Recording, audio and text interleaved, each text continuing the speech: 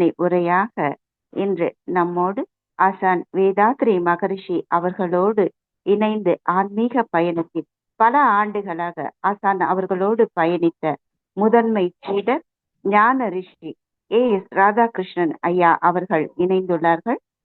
ஐயா அவர்கள் 1986 முதலில் நாகர்கோவிலில் கை யோகா மனவளக்கலை மன்றம் துவங்கினார். பல ஆண்டுகளாக ஆசான் வேதாத்ரி மகரிஷி அவர்களோடு ஆன்மீக பயணத்தில் உடன் பயணித்து அந்த ஆன்மீக அனுபவங்களை நமக்கு தொடர்ந்து அருளி கொண்டுள்ளார்கள் ஐயா அவர்கள். 1990 மதுரை முதல் திருநெல்வேலி, நாகர்கோவில் வரை பல்வேறு இடங்களில் புதிய மனவளக்கலை மன்றங்களை முதலாக தோற்றுவித்தவர். வேதம் குழுமம் 2016 துவங்கி சிறப்பாக நடத்தி வருகிறார்கள்.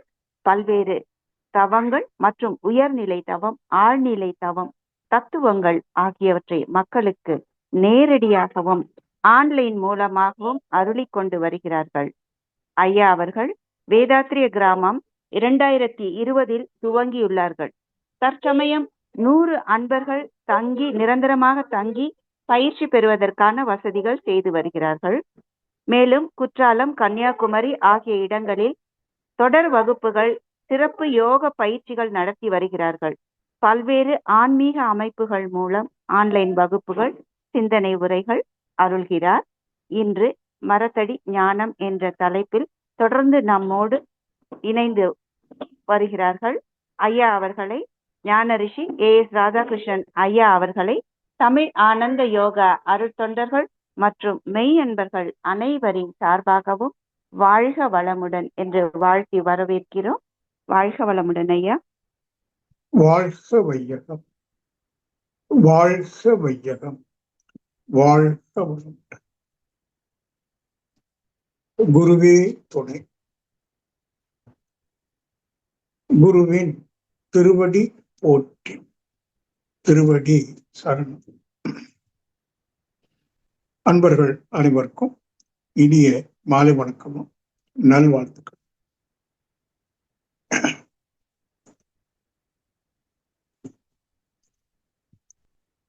அன்பர்களே, நாம் அனைவரும் அருட்தந்தை வேதாத்ரி மகரிஷி அவர்களை குருவாக ஏற்றுக்கொண்டு அவர் நமக்கு கொடுத்த கலையை முழுமையாக கற்றுக்கொண்டு வாழ்விலே அடைய வேண்டிய பேரை அடைவதற்கு ஒரு பயணம் மேற்கொண்டிருக்கிறோம்.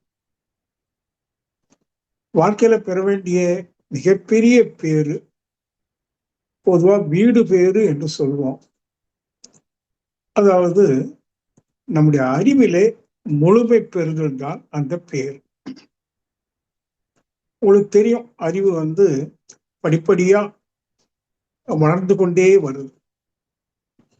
அதுக்கு நாம எதை எடுத்துக்காட்டாக வைத்துக் கொள்றோம்? ஓரறிவு தாவரம் இல்லையா? ஜீவனங்கள்ல தோன்றியது முதல்ல ஓரறிவு தாவரம், தொடு உணர்வு. பிறகு ஈரறிவு, சின்ன சின்ன பூச்சி, புழு. அதுக்கு தொடு உணர்வு, சுவை உணர்வு. பிறகு ஊர்வன, கொஞ்சம் பூரான் மாதிரி உள்ளது, அல்லது எறும்புன்னு வைத்துக் கொள்ளுங்க. அதுக்கு 3 அறிவு, நுகர்வு சக்தியும் வந்துவிடும். பிறகு 4வது நிலையில பார்த்து உணவை தேடக்கூடிய பார்வை உணர்வு வரும். 5வதாக கேட்டும். அப்போ அது ஐயறிவு விலங்குன்னு சொல்றோம். ஓரறிவிலிருந்து ஐயறிவு வரைக்கும். அப்ப அந்த அறிவு பயணிக்குது. அப்ப அதை புரியும்போது எப்படி பயணிக்குது? முதல் கட்டத்துல தொட்டு உணரக்கூடிய தொடு உணர்வு. 2வது கட்டத்துல தொட்டும் சுவைத்தும். 3வது நுகர்ந்தும். 4வது கண்டும். 5வது கேட்டும். 5 புலன்கள் மூலமாக புற விஷயங்களை உணர்ந்து அறிவதனால அதுக்கு ஐயறிவு என்று. அப்படியே அறிவு படிப்படியா ஐயறிவுக்கு வந்துருச்சு. பிறகு 6வது என்கிற நிலையில அந்த விலங்கு மனித தோற்றத்தை எடுக்குது. மனிதனிடம் அந்த 5லிருந்து எழுந்தது படிப்படியா 5.01, 5.02, அப்படி 5.1 அப்படியே மெதுவா மெதுவா வளருது.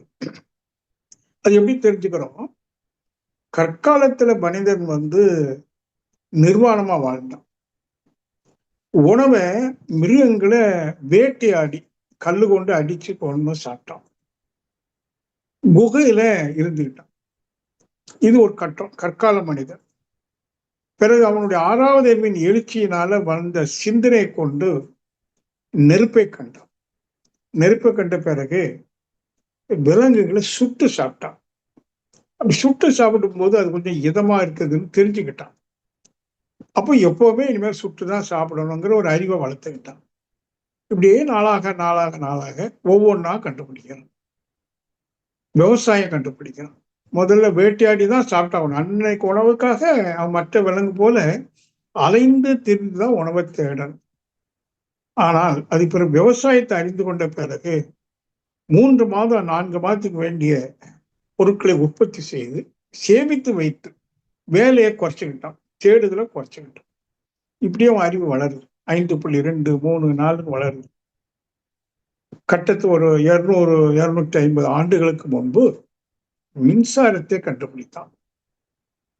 அது வரைக்கும் மிக மெதுவாக நகர்ந்து வந்த அறிவு மின்சாரத்தை கண்டுபிடித்த பிறகு கொஞ்சம் வேகமா நகர ஆரம்பிச்சது. 5.7, 5.8 ஏற ஆரம்பிச்சது. இன்றைக்கு அந்த மின்சாரம் கண்டுபிடித்த பிறகு இந்த அறிவுடைய எழுச்சி வேகமா வளர்ந்து இன்றைக்கு விஞ்ஞான அறிவு என்கிற இடத்துக்கு வந்திருக்கு. விஞ்ஞான அறிவுனா என்ன?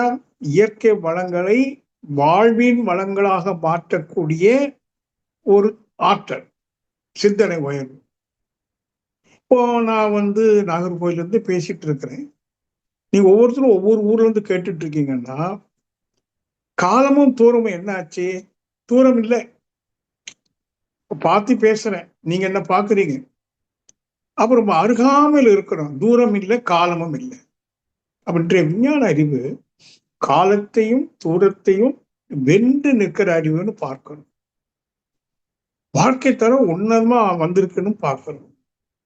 ஆனா யாருமே ஒரு நிலைத்த அமைதியை, நீடித்த மகிழ்ச்சியை அடையல. சென்ற வாரம் கூட அதை சொன்னேன்.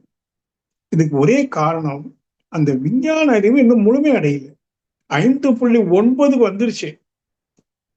இன்னும் 5.10 வந்தாதானே 6 அறிவுன்னு முழுமை அடையும். அப்ப என்ன புரிஞ்சுக்கிறோம்? நம்முடைய அறிவு என்னதான் படிச்சாலும் MSc, PhD, MS, MD, IAS, IPS, whatever it may, எவ்வளவு படித்தாலும் அறிவு முழுமை அடையவில்லை என்றால் வாழ்க்கையில அமைதியும் மகிழ்ச்சியும் நீடிக்காது. அதான் வள்ளுவர் சொல்றார், கற்றதனால் ஆய பயன் என்பொரு வாளறிவன் நற்றாள் தொழார் எனேன். நீ படிச்சதுனால எப்பப்பா பயன் உனக்கு? வாளறிவுனா முழுமையான அறிவு. நீ அறிவுல முழுமை பெறாது நீ கற்றது எவ்வளவு இருந்தாலும் அது உனக்கு பயன் இல்லை. நீங்க எதுக்கு சொல்ல வரேன்? இன்றைக்கு நாம அதே கதை தான். 6 அறிவுல முழுமை அடையல தானே, அடையணும். அப்போ அதுக்கு ஒரு குரு வேணும். அந்த குருவை முக்கியத்துவம் படுத்தி தான் மலர்மிசை ஏகினான் மானடி சேர்ந்தார் நிலமிசை நீடு வாழ்வார்னு அடுத்த கவியில சொல்றாரு. இப்ப வேதாத்திரி மகர்ஷி யார் அப்படின்னா 6வது அறிவிலே முழுமை அடைந்த ஒரு மகான். அவர் அதை அடைந்ததுனால, உணர்ந்து அடைந்ததுனால நம்ம மாதிரி சீடர்களுக்கு அவர் கற்றுக் கொடுக்கிறார். என்னன்னு? 6வது அறிவுல முழுமை அடையணும். சரி, எப்போ 6வது அறிவுல முழுமை அடைகிறது? அது என்ன அடையாளம் இல்லையா? அந்த 6வது அறிவுல முழுமை அடைய நிலையத்தான் ஞானம்னு சொல்றோம். விஸ்டம், மெய் ஞானம். விஞ்ஞானம் என்பது விண் வரைக்கும் செல்லக்கூடிய ஞானம். விண் என்றால் மிக சிறிய சக்தி மூலக்கூறு, பரமான ஈத்தர், அதெல்லாம் விண். அந்த விண் வரைக்கும் அந்த ஞானம் செல்லும். அந்த விண் எப்படி இயங்குது, அதுல என்ன மாதிரி அலை வருது, அதெல்லாம் அடிப்படையாக வச்சுதான் அந்த விஞ்ஞானம் வளர்ந்துருக்கு. ஆனா விண்ணையும் கடந்து எது விண்ணாக எழுச்சி பெற்று சொல்லுதுன்னு விஞ்ஞானம் கண்டுபிடிக்கல. ஆனா அது மெய்ஞானம் கண்டுபிடிக்கும். அப்ப மெய்ஞானம் என்றால் விண்ணுக்கும் மூலம் எதுவோ அதை மெய் என்று சொல்றோம். விண் என்பது ஒரு தோற்ற நிகழ்வு. எது தோற்றமாக நிகழ்ந்து கொண்டிருக்கிறதோ அதுதான் மெய், உண்மை பொருள், மெய்ப்பொருள். அந்த மெய்ப்பொருளை உணர்ந்து அறியும் போதுதான் 6வது அறிவு முளைப்பாடையும். நல்லா கவனிக்கணும். அந்த ஞானம்ங்கிறது 6வது அறிவிலே முழுமை அடைதல். அப்படின்னா என்னன்னு கேட்டீங்கன்னா, விண்ணுக்கும் மூலம் மெய்ப்பொருள். அப்ப விண் மெய்ப்பொருள் இல்லையானா மெய்ப்பொருள் தான். ஆனா அது நீண்ட காலம் இருக்காது, தோன்றி மறையும். தோன்றி மறைவது ஒரு நிகழ்வு. ஒரு மரம் வளருது, கொஞ்ச நாள்ல காணாம போயிடுது. நாம பிறக்கிறோம், ஒரு 100 ஆண்டு வாழ்ந்து இறந்து போயிடுறோம், தோன்றி மறையறோம். ஆனா அப்படி தோன்றி இருப்பது எது என்று பார்க்கிற போது, அந்த மூலப்பொருள் எது என்று பார்க்கிற போது, அது அழிவற்றதாக இருக்கு.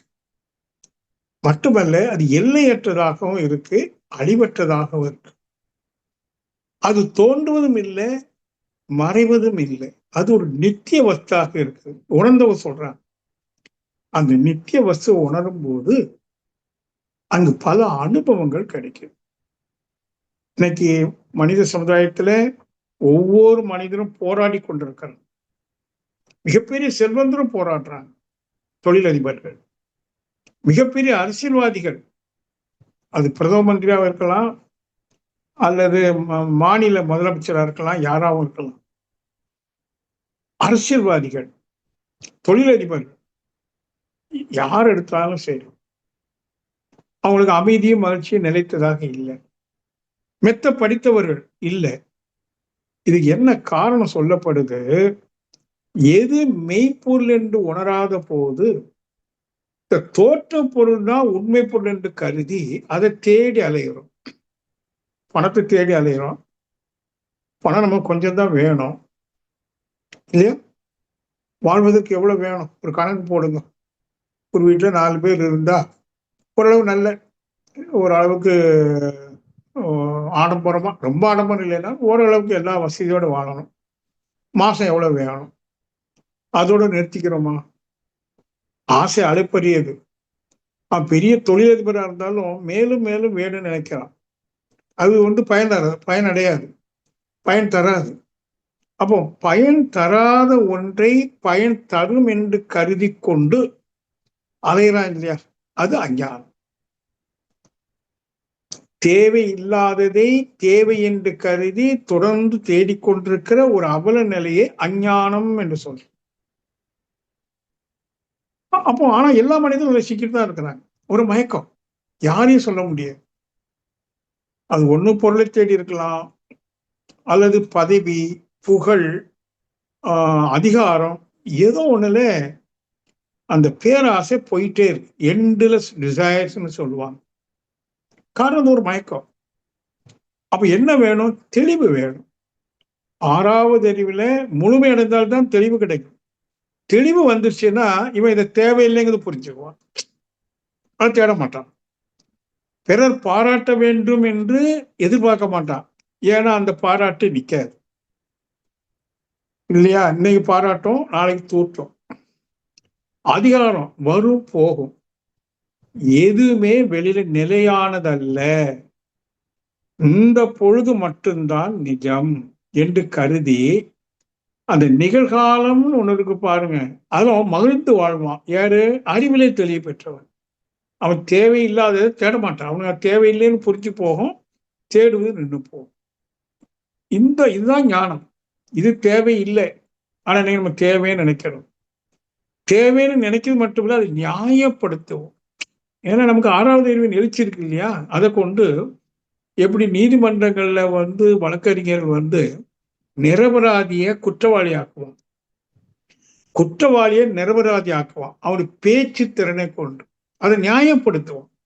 அதுதானே விவாதம். இப்ப நம்ம எல்லாருக்குமே நியாயப்படுத்தக்கூடிய, விவாதித்து நியாயப்படுத்தக்கூடிய அறிவு மேலோங்கி இருக்கு.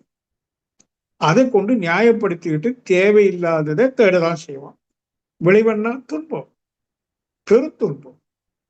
இன்னைக்கு மனித குலத்துல எல்லா மனிதனும் துன்பத்தை சந்திக்கிறான்னு சொன்னா அது ஒரே காரணம், அவனுக்கு தன் தேவையை தீர்மானிக்க தெரியவில்லை. நான் தான் அடிக்கடி அழுத்தமா சொல்லுவேன், முதல்ல உங்களுடைய தேவையை நீங்க தீர்மானிங்க. உங்களால சரியா தீர்மானிக்க முடியுமானால் ஞானம் என்கிற பாதையில முதல் அடியை நீங்கள் எடுத்து வைத்து விட்டீர்கள். முதல் அடி. ஞானங்கிறது ஒரு நீண்ட பாதை, அது ஒரு பெரிய ஏணி போல. அதுல முதல் படியில கால் வைக்கிறீங்க. தேவையை தீர்மானிக்கணும். இன்றைய இரவு உங்களுக்கு அதான் வேலைன்னு வச்சு எடுங்களேன், இவ்வளவு இருந்தா போதும். 3 நேரம் சாப்பாடு, துணிமணி, வீடு வாடகையா இருந்தா வாடகை, எலக்ட்ரிக் பில்லு, பிள்ளைகளை படிக்க வைக்கிறதுக்கு எல்லாம் சேர்த்து எவ்வளவு வேணும், இப்போ எவ்வளவு வருது, கொஞ்சம் தேவைக்கு அதிகமா வருதா, அமைதியா இருக்கும். ஆசை இல்லாம தேவையை நீங்க தீர்மானிக்கணும். இது ஞானத்தினுடைய முதல் படி. இப்ப நம்முடைய முயற்சி 6வது அறிவிலே முழுமை அடையணும். எப்போ அடைய முடியும் சொல்றோம்? மெய்ப்பொருளை உணரணும். மெய்ப்பொருள் என்றால் அனைத்து தோற்றங்களுக்கும் மூலமாக இருக்கக்கூடிய மூலப்பொருள். அது எதுன்னு தெரியல. இப்போ விளக்கத்துல மகிழ்ச்சி சொல்லிட்டாங்க, சித்தவழிதான் அனைத்து தோற்றங்களுக்கும் மூலம். அது விஞ்ஞான ரீதியா விளக்கம் கொடுத்து இல்லையா, அதை அப்ப சொல்லறேன், உங்களுக்கு தெரியும். கொஞ்சம் கொஞ்சமா விளக்கம் கொடுத்து அணுவுக்கும் முந்தியது எது அப்படிங்கும்போது சுத்தவெளின்னு நம்ம சொல்லி கொடுத்துருக்காங்க. அப்ப சுத்தவெளி மெய்ப்பொருள் என்றால் சுத்தவெளியை நாம் உணரும் போதுதான் மெய்ப்பொருளை உணர்ந்ததாகவும் அறிவிலே முழுமை அடைய முடியும். ஏனில் அந்த சுத்தவெளி எங்க இருக்கு அப்படிங்கிற போது அது எங்கும் இருக்கு. ஏன்னா அதுதானே எல்லாமாகவும் தோன்றியிருக்கு, நானுமாகவும் தோன்றியிருக்கு. அப்ப அந்த மூலப்பொருள் என்கிட்ட இருக்கணும். எப்பவுமே ஒண்ணு வைத்துக் கொள்ளுங்க, ஒவ்வொரு தோற்ற பொருளிலும் அதனுடைய மூலப்பொருள் இருக்கும். இப்போ ஒரு ஆபரணம் இருக்கு, மோதிரம்னு வைத்துக் கொள்வோம். மோதிரம் எதுவால் ஆக்கப்பட்டது? தங்கம். அப்ப தங்கம் என்கிற மூலப்பொருள் மோதிரம் என்ற வடிவத்துல இருக்கு. செயின் என்கிற வடிவத்திலையும் தங்கம் இருக்கு, ஜிமிக்கிலையும் தங்கம் இருக்கு. அதாவது மூலப்பொருள் இல்லாமல் தோற்ற பொருள் இல்லை. அப்ப நான் இந்த உடல் இருக்கு, தோற்றப்பொருள். இந்த தோற்ற பொருளுக்குள்ள மூலப்பொருளாகிய சுத்தவெளி எனும் மெய்ப்பொருள் அடக்கமா இருக்கு. இது எளிதா நீங்க புரிஞ்சுக்க முடியும். இது ஒன்றும் பெரிய சிந்தனை தேவையில்லை. மூலப்பொருள் இல்லாமல் தோற்ற பொருள் இல்லை. இப்போ மாவாட்டி வச்சிருக்கோம், அதுல தோசை விடலாம், இட்லி வேக வைக்கலாம். தோசையில பலவிதமான ரோஸ்ட், அந்த பேப்பர் ரோஸ்ட், இந்த ரோஸ்ட் எல்லாம் விடலாம். ஷேப் அதனுடைய அமைப்பு வேற, கொஞ்சம் சுவையும் வேற. ஏன்னா ஏதோ கொஞ்சம் ஆட் பண்ணியிருப்பாங்க. மசாலா ரோஸ்ட்னா கொஞ்சம் மசாலா ஆட் பண்ணியிருப்பாங்க இல்லையா. ஆனா மூலப்பொருள் என்ன? மாவு. தோற்ற பொருள் மாறுது, மூலப்பொருள் மாறல. அப்ப ஒவ்வொரு தோற்ற பொருளிலும் மூலப்பொருள் என்று ஒன்று இருக்கு. அதை உணர்ந்து அறியும் போது 6வது அறிவு முழுமை அடையுது. இதைத்தான் வள்ளுவர் எப்படி சொல்றாரு பாருங்க, எப்பொருள் எத்தன்மை தாயின் அப்பொருள் மெய்ப்பொருள் காண்பது அறிவு. 6வது அறிவு எப்போ முழுமை அடையும்? அந்த தோற்ற பொருளுடைய மூலப்பொருளை நீ உணர்ந்து அறிந்தால். அப்ப வெளியில இருக்கிற தோற்ற பொருளுடைய மெய்ப்பொருளை உணர்வது கடினம், ஏன்னா அது வெளியில இருக்கு. மாறாக நான் என்ன செய்யணும், என்ன எடுத்துவிடும், நான் ஒரு தோற்ற பொருள் தானே. அப்ப எனக்குள்ள இருக்கிற மூலப்பொருளாகிய சுத்த வெளியை நான் உணர்ந்து அறியும் போது என்னுடைய 6வது அறிவு முழுமை அடையுது. அறிவு முழுமை அடைந்தால் தெளிவு வரும். முதல்ல பெர்ஃபெக்ஷன், அப்புறம் கிளாரிட்டி, அப்புறம் ஸ்டெபிலிட்டி. பெர்ஃபெக்ஷன் என்ன? முழுமை. அந்த முழுமையினால் வரக்கூடிய அனுபவம் இருக்கு, அதான் தெளிவு, கிளாரிட்டி. நல்லா கவனிக்கணும். அந்த தெளிவு வந்தாச்சுன்னா நம்ம அதுக்கு பிறகு அலைய மாட்டோம். இந்த மனம் இருக்க அலைஞ்சிக்கிட்டே இருக்கு, ஆசைகளை பெருக்கிக் கொண்டு, எதிர்பார்ப்பை பெருக்கிக் கொண்டு, நிபந்தனைகள் பல விதித்து கொண்டு அது அலைந்து கொண்டே இருக்கிறத பார்க்கணும். அலைச்சல். அதனால டயர்ட் ஆயிடும், மனம் என்ன ஆயிடுது, சோர்வாயிடும். ஒரு கட்டத்துல 60 வயசு 70 வயசு ஆயிடுச்சு, என்னடா வாழ்க்கை, ஒண்ணும் இல்லை, மனமும் நிறைவடையல, திருப்தியும் வரல, சாகவும் முடியல, ஒரு சலிப்பு. கொஞ்சம் இந்த வயதானவர்களை போய் பாருங்க, ஒரு 85 80க்கு மேல இருக்கிறவங்ககிட்ட பேசி பார்த்தீங்கன்னா அவங்க சலிப்பாகவே இருப்பாங்க. ஏன்னா அவங்க வாழவே இல்லை. 85 ஆண்டு மயக்கத்திலே இருந்துட்டாங்க, அஞ்ஞானத்திலே இருந்துட்டாங்க, வாழவே இல்லை. ஆகவே அவங்களுக்கு ஒரு மாதிரி இருக்கு. அப்ப வாழ்வு என்பது எப்போன்னு கேட்டீங்கன்னா, 6 அறிவுல முழுமையடையணும். நம்ம 5க்கு 6க்கு இடையில இருந்துட்டு திண்டாடிட்டு இருக்கோம். விலங்கும் இல்லை, முழு மனிதனும் இல்லை. விலங்கு மனிதனாக இருந்து கொண்டு போராடிட்டு இருக்கோம். இப்ப பாருங்க, மனிதன் தோன்றி எத்தனை வருஷங்கள் ஆச்சு? இந்த விஞ்ஞானம் வளர்ந்து எவ்வளவு வருஷம் ஆச்சு? விஞ்ஞானம் மட்டுமா, எத்தனை விதமான பொருளாதாரம், அரசியல் மாற்றங்கள், பொழுதுபோக்கு அம்சங்கள், விஞ்ஞானம், மதம், எத்தனை துறைகள் வந்து இன்னும் மனிதன் பக்குவம் அடையலையே. விலங்கை விட மோசமா அந்த விஞ்ஞான அறிவை கொண்டு விலங்கை விட மோசமா வாழ்ந்து கொண்டிருக்கானே, அடையாளம் என்ன? எங்க பார்த்தாலும் போர் பதற்றம். கஷ்டமா இல்லையா? அவ்வளவு குண்டை தூக்கி போட்டான், ஆயிரக்கணக்கான பேர் செத்து மடிகிறாங்க. எதற்கு? கொஞ்சம் அவனுடைய எல்லையை விரிக்குது, தன்னுடைய நாட்டினுடைய எல்லையை விரிக்குது. நம்ம வீட்டுல கூட சில டைம்ல சண்டை போடுவோம், அண்ணன் தம்பி அக்கா தம்பி. எதுக்கு சண்டை போடுவோம்? சொத்து பாகம் வைக்கணும். அப்பா இறந்துட்டார் அல்லது மரண படிக்கல கிடக்கிறார், சொத்து யாருக்கு இந்த நிலம், யாருக்கு அந்த நிலம், உனக்கு எத்தனை வேணும், எனக்கு என்ன, நான் மூத்தவன். எவ்வளவு நியாயப்படுத்தணும்? இது உலக அளவுல வருகிற போது, நாட்டுக்கு நாடு வருகிற போது எல்லை தகர, இது என்னுடையதுங்கிறான். அந்த எல்லை அவன் இல்லை, என்னுடையதுங்கிறான். அது என்ன ஆகுது? கொலை. 1 2 இல்லை, விஞ்ஞான அறிவு வளர்ந்துருக்கான், பாம்பு வச்சிருக்கான், ஒரு செகண்ட்ல பல லட்சம் அவுட்.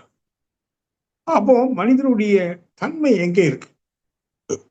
நிறைய படிச்சிருக்கோம் சொல்றோம், எல்லா துறையிலும் சிறப்பா, பொருளாதாரத்துறை, அரசியல் துறை, லிட்ரேச்சர், கலை இலக்கியத்துறை, சயின்ஸ், ரிலிஜியன்ஸ், எத்தனை மதங்கள் தோன்றி இருக்கு, எத்தனை மகான்கள் தோன்றி இருக்காங்க. நீ மதங்களின் பேராலே சண்டை. இஸ்லாமா கிறிஸ்தவரம்? எங்க இஸ்ரேல பார்க்கணும். இஸ்ரேல், ஜெருசலேம், இயேசு மகான் பிறந்த ஊர் அது. அந்த மண்ணில் இப்ப என்ன நடக்க, யூதர்கள் என்ன பண்ணி கொண்டிருக்கிறாங்க? சுற்றிலும் அரபு நாடு, நபிகள். இப்ப யாருக்கெல்லாம் சண்டை? நபிக்கும் இயேசுக்கும் சண்டைன்னு ஆயிப்போச்சு. அப்படிதானா? சண்டை போடுவாங்களா மகான்கள்? அவர்களின் பெயரால் தோற்றுவிக்கப்பட்ட மதங்களின் பெயரால் உலக அளவுல விஞ்ஞான அறிவு பெருகிய பிறகு எவ்வளவு போர், மரணம். இதெல்லாம் எதை காட்டுது? மனிதன் இன்னும் தன்னுடைய விலங்கின குணத்தை கழிக்கவே இல்லை. அன்பர்களே, உருக்கமாக சொல்றேன், குறைந்தபட்சம் அவர்கள் எப்படியோ நாம நம்ம மனசுக்குள்ள இருக்கிற விலங்கினத்தை கழிக்கணுமா வேண்டாமா? ஏதோ நம்ம சக்திக்கு என்ன பண்றோம்? கோவம் தான், அடிக்கிறோம், கெட்ட வார்த்தை திட்டுறோம். நம்ம கையில தான் இருக்கு ஆயுதம், கடும் சொல் ஆயுதமா இருக்கு. ரெண்டும் ஒண்ணுதான். அவன் நாட்டினுடைய தலைவன், அவன் நினைச்சா பாம்பு போட முடியும், அவன் கையில இருக்கு. நம்ம கையில என்ன இருக்கு? கடும் சொல்லு இருக்கு. எத்தனை பேர் அளவு வச்சிருக்கோம்? அப்ப நமக்கு அவனுக்கு ஒன்றும் வித்தியாசம் இல்லை, உண்மையிலே வித்தியாசம் இல்லை. ஆகவே நம்ம ஞான மார்க்கத்துல என்ன சொல்றோம்? குறைந்தது நீ ஒருத்தனாவது மனிதனாக மாறு. உன்னிடம் விலங்கின குணம் இருக்குது, உன்னை ஆளுமை செய்யறது, எல்லா தப்பும் பண்ண வைக்குது, நீ மாறிவிடு. அதான் உபநிஷத்துல சொல்லப்பட்டிருக்கு, நீ ஒருவன் தூய்மை அடைந்தால் இந்த பிரபஞ்சத்தின் ஒரு பகுதியே தூய்மை அடையுதுங்கிறான். See the beauty. நீ ஒருவன், 800 கோடி மக்கள் இருக்கிற இந்த பூமியில அவர் சொல்றாரு, நீ ஒருவன் தூய்மை அடைவதன் மூலம் இந்த பிரபஞ்சத்தின் ஒரு பகுதியே தூய்மையாகுது. எதுக்கு ஒப்பிட்டு சொல்றாருப்பா? வள்ளுவரும் சொல்றார், நல்லோர் ஒருவர் உளரெனில் அவர் பொருட்டு எல்லோருக்கும் பெய்யும் மழை. இதெல்லாம் என்ன காட்டுதுன்னா, நல்லவங்க இல்லை, தூய்மை அடைஞ்சவங்க இல்லை, எல்லாம் இப்படிதான் இருக்கு. ஆனா எத்தனை மதங்கள் தோன்றி இருக்கு, மத போதனைகள் வந்திருக்கு, கோயில்கள் எத்தனை, கோயில்ல என்ன கூட்டம், என்ன கூட்டம் சொல்லுங்க? மனித கூட்டமா, விலங்கின கூட்டமா?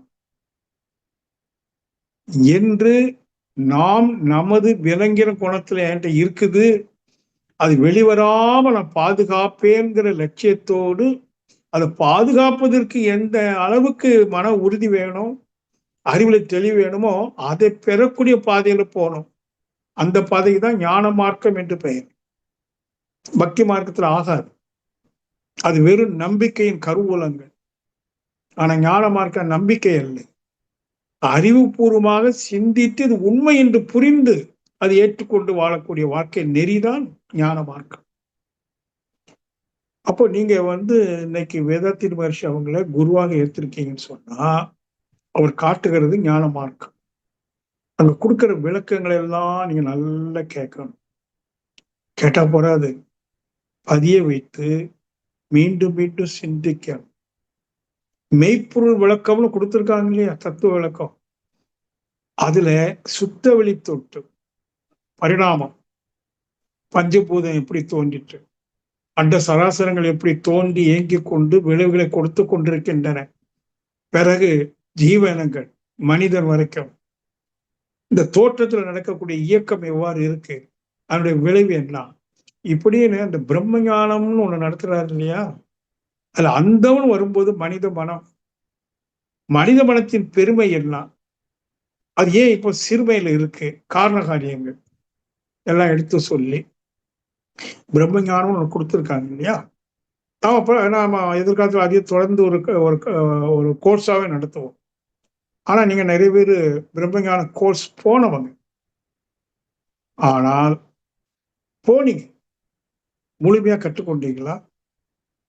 இல்லை, இப்ப கற்றுக்கொள்ள வேண்டும் விருப்பத்தோடு மீண்டும் அதை கற்றுக்கொண்டு அது சொல்லப்பட்ட கருத்துக்களை சுய ஆய்வு செய்து சுயமாக சிந்தித்தே தெளிவான்னு சொல்றாருல்ல, சிந்தித்து தெளிவடையும் போது எதுல தெளிவடைகிறோம், எது எவ்வாறு பலவாக தோன்றி இறுதியில் நானாக தோன்றி இருக்குது, எது எவ்வாறு பலவாக தோன்றி இறுதியில் நானாக எதற்காக தோன்றியிருக்கு.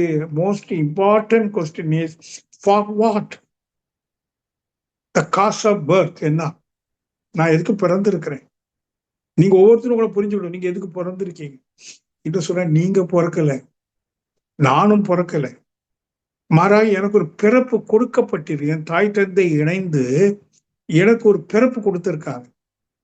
இந்த பிறப்பினுடைய அவசியம் என்ன, முதல்ல அதை புரியும்.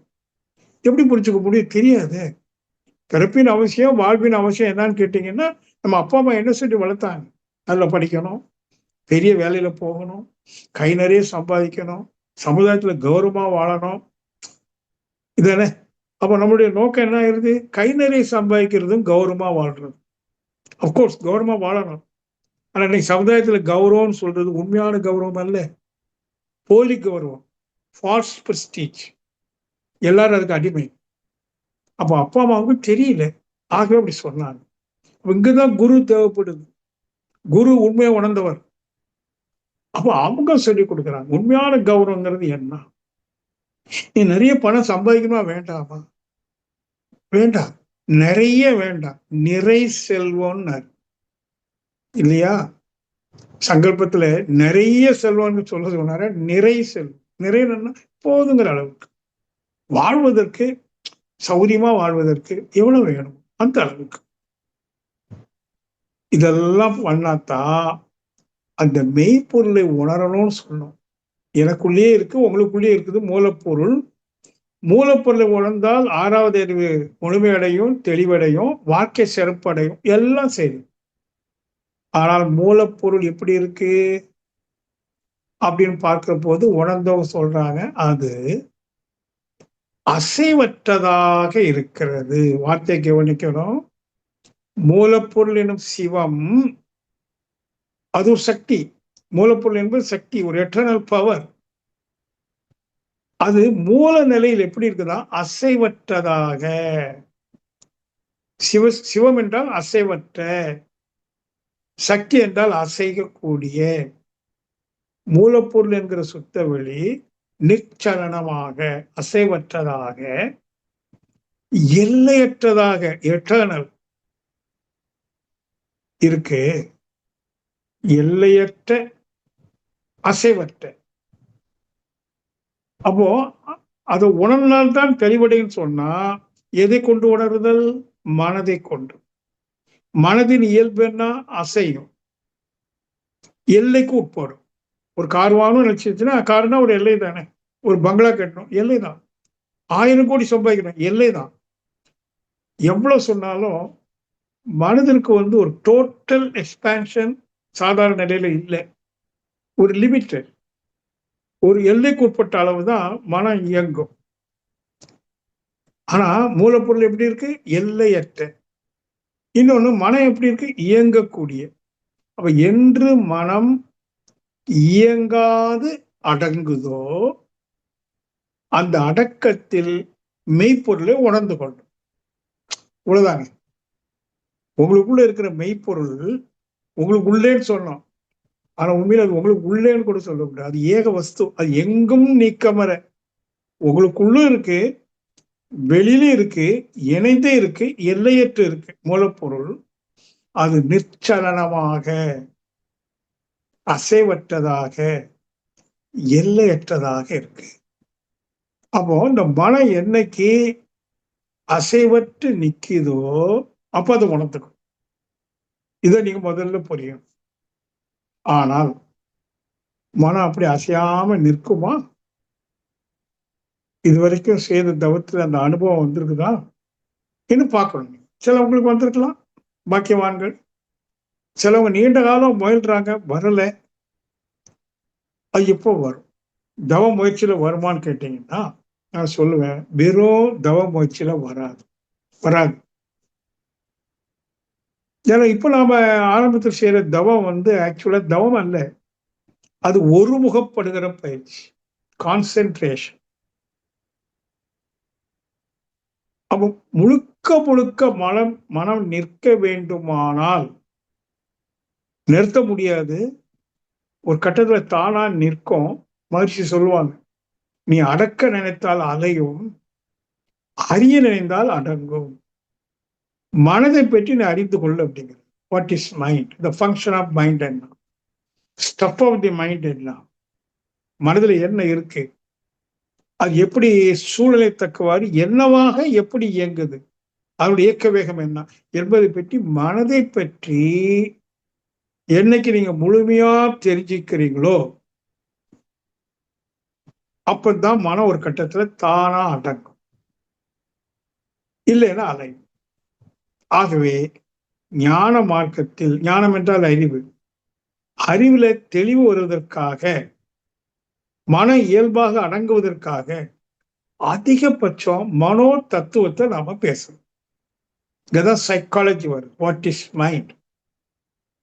த ஃபங்க்ஷன் ஆஃப் மைண்ட் எப்படி? மைண்டுடைய ஆக்ஷன் அண்ட் ரியாக்ஷன் எப்படி? அப்போ மனதை பற்றின்னு சொல்லும் போதுதான் மகிழ்ச்சி அதை வாழ்வியல் தத்துவம்னு சொல்லுவார். மூலப்பொருளை பற்றி சொல்லணுமானா அது இயல்பியல் தத்துவம்னு சொல்லுவாங்க. 2 தத்துவம் இருக்கு, இயற்கை தத்துவம், வாழ்க்கை தத்துவம். இங்க எது வாழுது? மனம் தானே.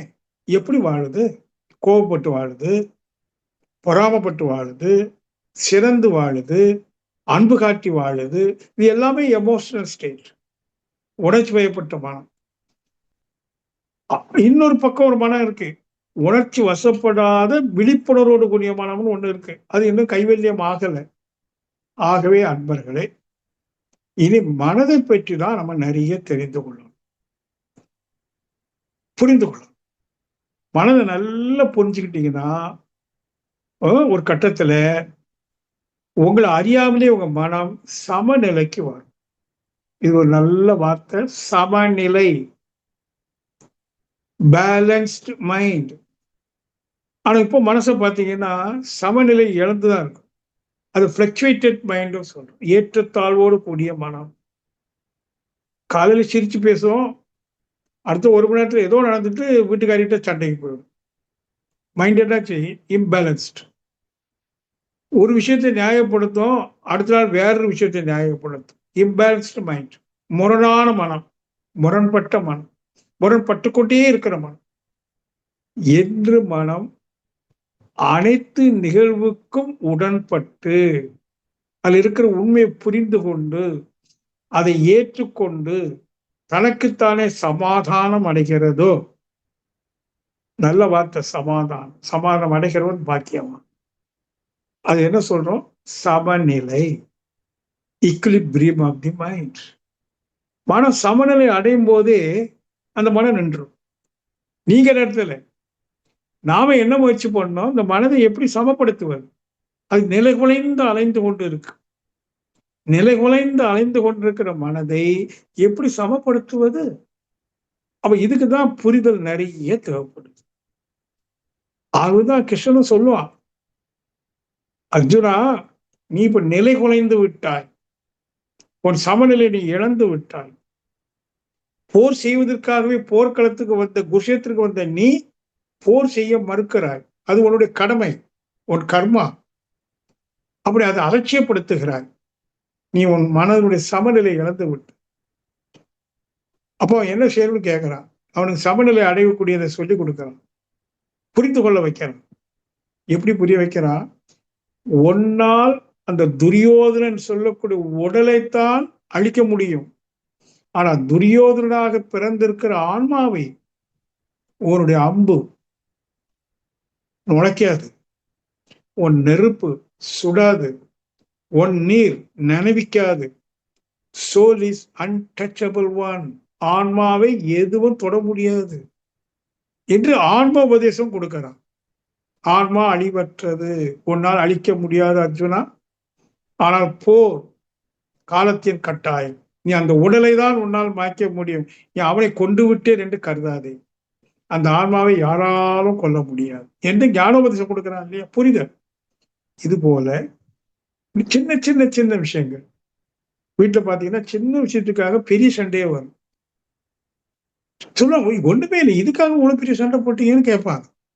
நம்ம மனசும் சொல்லலாம், அப்புறம் இந்த கேவலம் இதுக்காகவா? அப்ப சின்ன சின்ன விஷயத்த கூட நம்ம செம்மையா புரிந்து கொண்டால், புரிந்து கொள்ளும் போது காரண காரியங்களை அடிப்படையாக கொண்டு ஒரு காரியம் நடக்கு, சங்கடத்தை தருது, துன்பப்படுகிறோம், துன்பப்படும் போது முரண்படுகிறோம், என்னெல்லாமோ பண்றோம். ஆனா அந்த காரியம் நடக்குதே, ஏன் இந்த காரியம் எனக்கு வருது அப்படி ஏன் என்று ஒரு கேள்வி கேட்டீங்கன்னா, உங்க சிந்தனை மூலமா அதனுடைய காரணங்களை நீங்க கண்டுபிடிக்க முடியும். என்னென்ன காரணத்தினால் இந்த காரியம் இன்று நிகழ்கிறது, பிரசன்ட், இப்ப நிகழுது. ஆனா உண்மையிலேயே இதனுடைய காரணம் என்றோ நிகழ்ந்து விட்டது. இறந்த காலத்தில் நிகழ்ந்த ஒரு காரணத்தால் நிகழ்காலத்தில் ஒரு காரியம் நடக்குது. காரியத்தை மாற்ற முடியுமா? சொல்லுங்க. செயல் என்றோ நடந்து விட்டது, விளைவு இன்னைக்கு. விளைவு கண்டு அஞ்சு என்ன பிரயோஜனம்? இந்த விளைவுக்கு ஏதாவது பரிகாரம் உண்டுமா? கிடையாது. இங்கதான் பாருங்க, மூட நம்பிக்கையிலிருந்து நம்ம விடுபடணும். இன்னைக்கு நடக்கிற நிகழ்வு இன்பமோ துன்பமோ மாற்ற முடியாது. அது இன்று நடக்கும்னு சொல்றோம், அது என்றோ அதுக்குள்ள விதையை நம்ம விதைச்சாச்சு.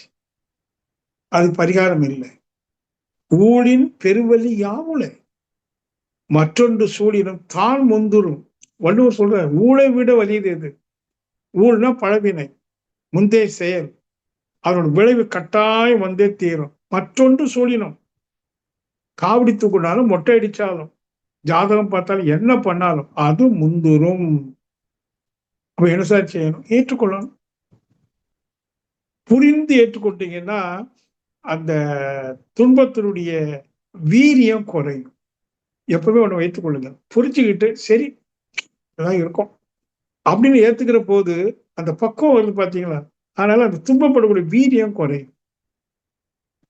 புரியாம வேறு வழி இல்லாம ஏற்றுக்கொண்டேன் என்றால் துன்பம் நீடிக்கும்.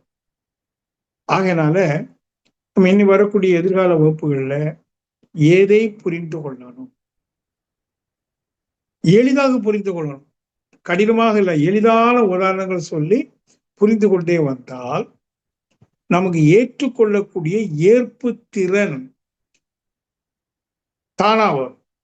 எது நடந்தாலும் சரி, மரணமே வரட்டுமே, of course I am ready to move அப்படின்னு மனம் சொல்லும். எப்போ நீங்க உண்மையை புரிய புரிய புரிய புரிய, உண்மைன்னா என்ன, அதனுடைய பின்னணியை புரிந்து கொள்ளும் போது இது இப்படித்தான் இருக்க முடியுங்கிறது தான் உண்மை, அதனுடைய ரியாலிட்டி.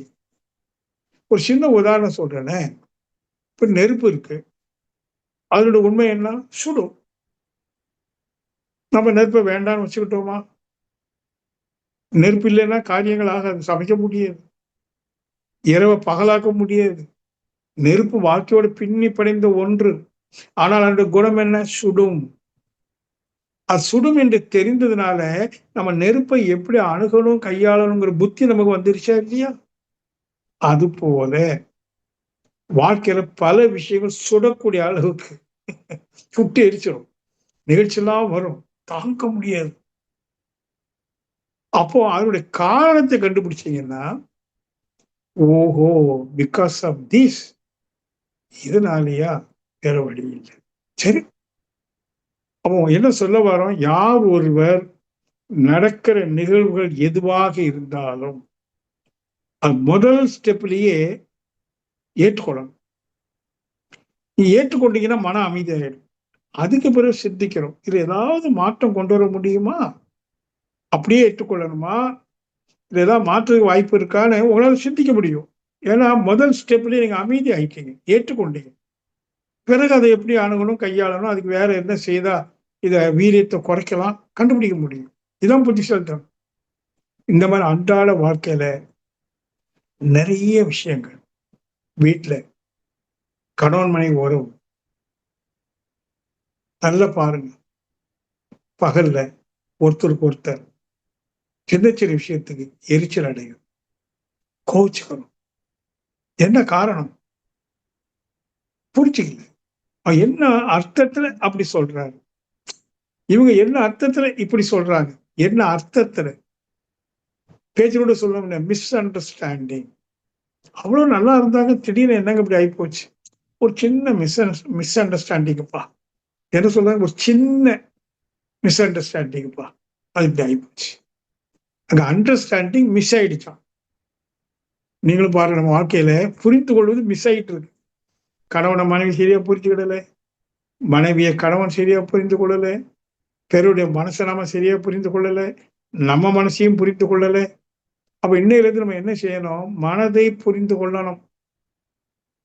சார் எப்படி புரியுறது, எங்க போய் படிக்கிறது, ஒண்ணும் வேண்டாம். அன்னன்னைக்கு உங்க வீட்டுல என்ன நடக்கு, நைட்ல படுக்கும்போது பகல என்ன நடந்தது, அந்த நடந்த நிகழ்வுகள்ல எது எனக்கு மகிழ்ச்சியை கொடுத்தது, எது எனக்கு அழுகையை கொடுத்தது, எது என் கோபத்தை தூண்டியது, எது, அதுபோல பிறருடைய கோபத்தை நான் எவ்வாறு தூண்டினேன், பிறரை எப்படி அள வைத்தேன் என்று அன்றாடம் பகல்ல நடந்த இன்ப துன்ப நிகழ்வுகளுடைய பின்னணிகளை பற்றி ஒரு ஆய்வு செய்தீங்கன்னா உங்க மனசு எப்படி உள்ளது, உங்க மனசுல என்னென்ன விலங்கு இருக்கு கண்டுபிடிக்கணும். கண்டுபிடிச்சு ஒத்துக்கிடணும், ஆமா நான் மனுஷன்னு சொல்லிட்டு இருக்கிறேன், என்கிட்ட எல்லா விலங்கும் இருக்கு. சில டைம்ல நாய் மாதிரி குலைக்கவும் செய்யறேன், சில டைம்ல நாய் மாதிரி வாலாட்டவும் செய்யறேன். அப்பதான் குலைச்சு முடிச்சிருப்பாங்க, ஒரு மணி நேரம் கழிச்சு வாலாட்டுவாங்க. என்னால ஒரு விஷயம் தெரிஞ்சிட்டு, ஐயா ட்ரெஸ் எடுத்துட்டு வந்திருக்கா. முதல்ல குலைச்சது வாலாட்ட ஆரம்பிச்சிருந்து பாருங்க, டக்குன்னு மாறியது பாருங்க. அல்லது வாலாட்டுறது குலைக்கிறது இல்லை, ரெண்டு இருக்கு. நாய் கூட எப்படி போகுது நம்மகிட்ட, நரித்தனம். வீட்டுக்குள்ள ஒருத்தர் ஒருத்தர் இலக்கி விட்டுருப்பாங்க எங்க ஊர்ல, புறம் பேசி நரித்தனம் பண்ணுவாங்க. நீங்க பண்ணுவீங்களான்னு பாருங்க, கண்டுபிடிங்க. இன்னைக்கு உங்கள்கிட்ட இருந்து என்ன விலங்கு வெளியில போச்சு, பசுவா, பாம்பா, நரியா, மாடா, நாயா, எத்தனை விலங்கு வெளியில போச்சுன்னு கண்டுபிடிங்க. உங்க வாழ்க்கை துணையிட்ட இருந்து எத்தனை விலங்கு வந்ததுன்னு கண்டுபிடிங்க. இந்த ரெண்டு விலங்கு சேர்ந்து குழந்தை பெற்றா அது என்னதான் இருக்கும். அப்படிதான் எனக்கு உலகம் போயிட்டு இருக்கு. தந்தைதான் இருயிரும் ஒன்று சேர்த்து தலைத்தொரு உடலாய் வந்தேன்.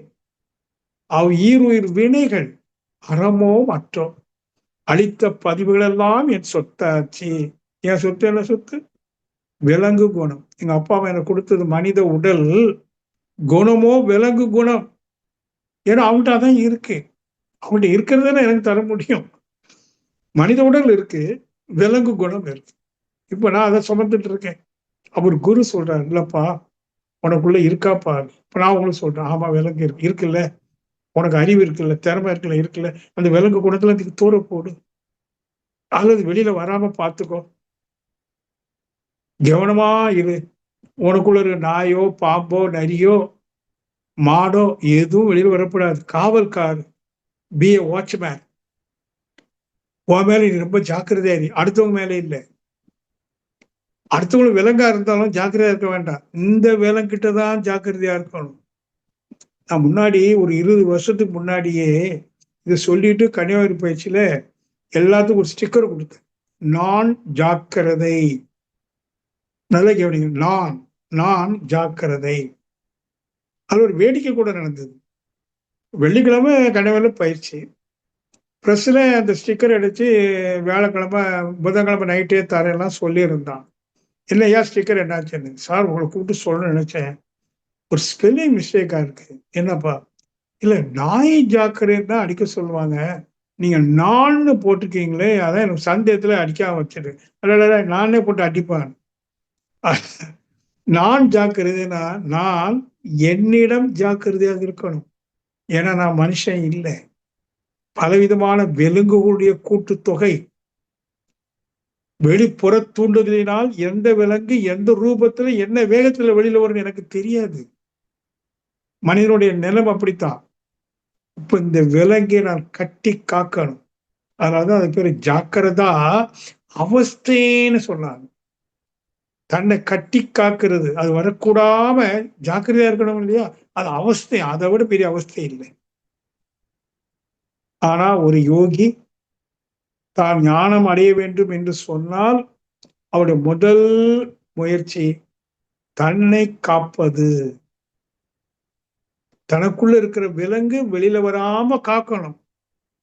எப்படி ஜெயில கைதிகளை சிறையில போட்டு வெளியில என்ன இருக்கும்? காவல் அறை. அவனை பாதுகாப்பாரு. உள்ளுக்கு இருக்கிறவன வெளியில இருந்து அவனை வந்து அடிச்சிடப்படாது, படிப்படி வாங்கி அவனை பாதுகாக்கிறாங்களாம். யாருப்பா? திருடனை பாதுகாக்கிறான், அதான் சிறை. அது மாதிரி உள்ள இருக்கான் பாருங்க திருடன், ஒன்னா ரெண்டா, அத்தனை பேரையும் உள்ள வச்சு நம்ம பாதுகாக்கணும், வெளியில வராம. வந்துச்சு வேணா வந்தாச்சு. அந்த அளவுக்கு பாதுகாப்பு பண்ணுவதற்கு நம்ம திறமை வேணுமோ வேண்டாமா? அந்த திறமையை வளர்த்து கொடுக்கறது தான் தியானமும் தற்சோதனையும். மறுஷாலாக கொடுத்துருக்கு. தியானமும் தற்சோதனையும் ஒழுங்கா செய்துட்டே வந்தீங்கன்னா கொஞ்சம் நாள் ஆகும். அவ்வளவு சீக்கிரத்துல அதை கட்டிட முடியாது. முதல்ல உங்களுக்குள்ள விலங்கு இருக்குங்கிறத முதல்ல நீங்க புரிந்து ஏற்றுக்கணும். ஒரு லிஸ்ட் போடுங்க, இன்னைக்கு யார் வெளியில வந்தாங்க. உங்களுக்கே உங்களை பார்த்தா சிரிப்பு வரும். ஆமால்ல, வெளியில எங்கேயும் போகணும், உங்க வீட்டுல கணவன் மனைவிக்கு இடையில ஃபர்ஸ்ட், பெற்றோர் குழந்தைகளுக்கு இடையில இந்த குணங்கள்லாம் எப்படி வந்து கண்டுபிடிச்சு ஒரு லிஸ்ட் போடுங்க. அன்னைக்குதான் உங்களுக்கு தெரியும் உங்களுடைய இருக்கக்கூடிய குறைகள் என்ன. இவ்வளவு குறைய வச்சுட்டு அடுத்த கத்தும், ஏன் நாய் மாதிரி குலைக்கிறேன்னு சத்துவோம். ஏன் நாய் மாதிரி குலைக்கிறேன்னு நம்ம குலைச்சே சொல்லுவோம், இதமா சொல்ல மாட்டோம். ஏன் நாய் மாதிரி குலை, ஆக்ஷன் அண்ட் ரியாக்ஷன் தான். ஆக நண்பர்களே, முதல்ல இந்த மனசை புரிந்து கொள்ளணும். இந்த மனசுங்கிறது ஒரு உதாரணத்துக்கு ஒன்று சொல்லியிருக்கோம், இன்னும் அப்படியே போகட்டும். இதை எப்படி காப்பது அப்படிலாம் புரிந்துகிட்டே வந்தோம்னா ஈஸியா புரியலாம். ஒன்றும் கடினம் கிடையாது, புரிந்து கொள்வதில் கடினம் இல்லை. புரிந்து கொண்டதை தெளிவோடு உறுதியோடு கடைப்பிடிச்சா மட்டும்தான் நீங்க அடுத்த ஸ்டெப் ஞானத்துக்கு போக முடியும். நம்முடைய நோக்கம் மூலப்பொருளை உணரணும். மூலப்பொருளோ அடக்கமா இருக்கு, அது உணர வேண்டிய மனமோ அதிவேக இயக்கமா இருக்கு. அந்த வேகத்தை குறைக்கணும். குறைத்து ஒரு கட்டத்துல அடக்கம். அடக்கம் அமரருள் உய்க்கும். அருள் என்றால் தெய்வீகம். இந்த அளவுக்கு நீங்க எவ்வளவு முயற்சி எடுக்கணும் பாருங்க, எவ்வளவு வைராக்கியம் வேணும் பாருங்க, பொறுமை வேணும், புத்தி வேணும், விவேக புத்தி வேணும். அப்பதான் இதெல்லாம் நீங்க புரிந்து கொண்டு செயல்படுத்தவும் முடியும். சரி, போட்டோம். நேரம் கருதி நிறைவு செய்யறேன். ஒரே நாள்ல நிறைய பேசிட்டா நிக்காது. இன்னைக்கு சுருக்கம் என்ன? நான் பலவிதமான விலங்குகளின் தொகுப்பு. புறச்சூழலுக்கு ஒப்ப ஒவ்வொரு விதமான விலங்கும் பல ரூபத்துல வருது அப்படின்னு சொல்றாரு. ஆமாவான்னு இன்னைக்கு ஆராய்ச்சி பண்ணி, ஆமா நீங்க ஆமான்னு சொன்னா இந்த தமிழ் ஆனந்த யோகத்துல வாட்ஸ்அப் இருக்கு, அதுல போடுங்க உங்க பேர் எழுதி, ஆமா நான் மிருகம்னு கண்டுபிடிச்சேன், ஐயாவுக்கு நன்றி போடுங்க. இன்னைக்கு என்ன மிருகம் வந்தது, முதல் உங்களை கண்டுபிடிங்க. Who are you? மனுஷன் சொல்றேன் இல்லை, you are not yet a human being, you are still the association of all animals. சங்கடத்தோடு தான் சொல்றேன், ஆனா வேற வழி இல்லை, சொல்லிதான். நேரடியாக அவங்கள பார்த்தா கூட சொல்றேன், நீ ஒரு நாயா கோச்சிட்டாலும் சரி. என்னையா சொன்னேன் பாரு, சொன்ன நாய் கூட வழியில வருது இல்ல. குரு எப்படி வேணாலும் பேசலாம், சாட்டை ஐடி கொடுப்பாரு. அதான் நம்ம குருக்கு கொடுக்கக்கூடிய ஒரு rights. He is my master. என் மாஸ்டர் நான் ஒரு உரிமை கொடுக்குறேன். சொல்லுங்க ஐயா, சொல்லுங்க, கொட்டுங்க, உன் மோதல் வரலால கொட்டுங்க, வாங்கிக்கிறேன், சரணடையணும். அப்படி வந்து நீங்க எம்எஸ்சி பிஹெச்டி இருக்கலாம், I agree with that, no use. நீங்க புற விஷயத்தை ஆய்வு செய்திருக்கலாம் சயின்ஸ்ல. இன்னைக்கு பிரபஞ்சத்தை ஆய்வு செய்யறான் cosmology. But what about your self? இந்த சுயத்தை யார் ஆய்வு செய்தாங்க? இதை விட்டுட்டு இது எல்லாத்தையும் ஆய்வு செய்யணும். மொழி ஆய்வு பண்றோமா, விஞ்ஞானத்துல ஆய்வு, இலக்கியத்துல ஆய்வு, ஆய்வு கட்டுரை எத்தனை எழுதி டாக்டர் டைட்டில் வாங்குறோம். அத்தனை ஃபூல்ஸ், முட்டாள்தனம். தன்னை அறியாது மீதி எதை அறிந்தாலும் பயனில்லை. ஆகவேதான் திருமூலர் சொன்னார், அன்னைக்கு ஒரு கவி சொன்னேன், தன்னை அறிய தனக்கு ஒரு கேடு இல்லை, தன்னை அறியாமல் தானே கெடுகின்றான். முதல்ல நீங்க உங்களை அறியணும், பிறகு என்ன பத்தி நீங்க அறிஞ்சுக்கணும். நோ தைசெல்ஃப், உன்னையே நீ அறிவாய் என்ற ரீதியில இருக்கு.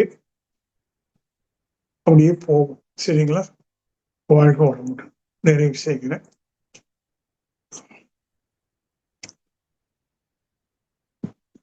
தியானமே யோகம், யோகமே ஞானம்.